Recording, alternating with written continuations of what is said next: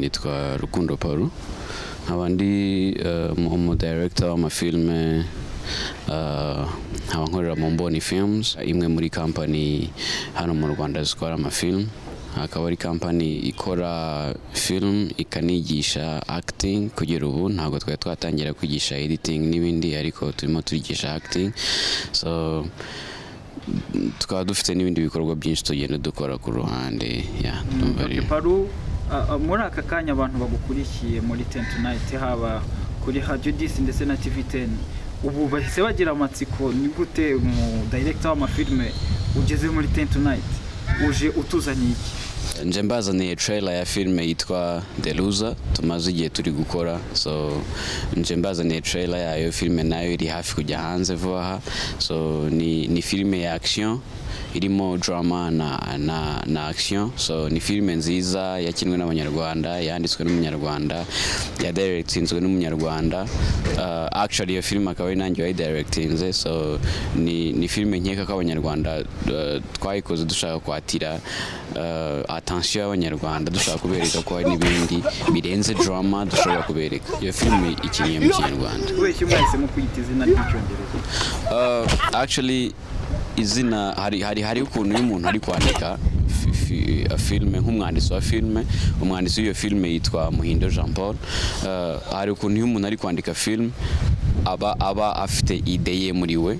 So ajya kumpitamo kugira ngo mbe director w'iyo filme. Twaraganiriye ambwira ko we ashaka ko yitwa The Loser, ariko bitabujije ko dushobora kuyita n'umuhombyi ku ruhande mu buryo bwo kwerekana, kubera ko izaba inafite subtitles z'icyongereza. So urumva yashaka hari no kwa attracting n'abandi batumva ikinyarwanda gusa bashobora gukunda izina rya filme, kubera ko izina rya filme nicyo kintu gishobora gutuma filme yawe umuntu anayumva kumva ishobora kuba irimo ibintu runaka ye expectinga muri film, bigatuma yigurana mbere yuko ayibona.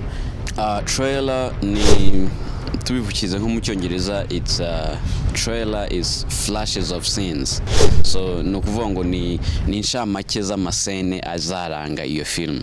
So ni amasene agiye acagaguye mu buryo gusa akurikiranije mu buryo buri butume umuntu aryoherwa n'icyo gihangano, akaba yashaka kureba icyo gihangano. So niyo twita trailer muri cinema. Ikintu cya mbere nabwira abanyarwanda ni genre nshyashya itamenyerewe mu Rwanda ya action. Ikindi irimo combination continuité y'amascene, uburyo agenda, choreography irimo, na amastance yitojwe hafi amezi 2. So na amastance abantu bazayibona bazabona ko uburyo imirwanire irimo, harimo abantu barwana, harimo urugomo, harimo ubugome, harimo akarengane, uburyo umuntu ashobora kukarwanya nabyo, sibyo. So kubera ko ni filme iba ishaka kwerekana quartier iba irimo imvururu, iba irimo abanyarugomo, ariko hakaza kuvuka umusore akagerageza gukuraho urwo rugomo muri iyo quartier, abandi bose barananiwe. So nicyo kintu tuba dushaka kwerekana, gusa continuité ibirimo muri fighting scene zacu, choreography zirimo, byonyine ni ibintu bitangaje, ni ibintu abantu batarabona hano mu Rwanda. Iki gituma sinema nyarwanda idatera imbere mugere ku rwego rushimishije? Turacyari muri poor industry, turacyari muri industry hasi mu bikoresho, mu bintu byinshwa. Rimwe na rimwe n'ubumenyi wenda ntabwo bari bwajya hejuru cyane, gusa n'abafite ubumenyi buhagije barabura ibikoresho. So ikindi kintu turacyabura ubufatanye nk'ama company akora cinema. So ni factor nyinshi zishobora gutuma tutagera ahantu dushaka kugera, bitewe nuko niba Universal ishobora guhamagara Regency, igahamagara Image Studio, bagakorana, ari amasidio 3 akomeye, buri yose ifite ibikoresho bihagije, gusa bitewe nuko umudirector nshaka ari muri Regency, umusupervisor nshaka ari muri Universal, umueditor nshaka ari muri Image. So ugasanga barubahatala umuntu agiye afite muri buri kintu, bigatuma bagushaka. Ariko inaha aricyo navuga mbona gisa n'ikidindiza sinema kuko harimo abantu benshi babashije hano mu Rwanda, harimo abantu benshi babashije, gusa kubera icyo kibazo cyo kumva ko ntabwo twebwe twafatanya n'iriya company, wenda igihangano kitaziritirirwa iriya company, ntabwo dushobora gukorana na bariya, wenda dushaka ko success ibi yacu gusa, sibyo gusa. Iyo ushaka gukora wenyine urya bikeya kandi ukarya wenyine. So icyiza gihari nuko abantu bakorana bakavugana, bagakorana ama projet menshi, urumva nkuko dukorana natwe n'andi ma company, so bagakorana ama projet menshi ku buryo ibintu uyu munsi urakora ejo ukabona ikosa wakoze ejo ukarikosora gutyo.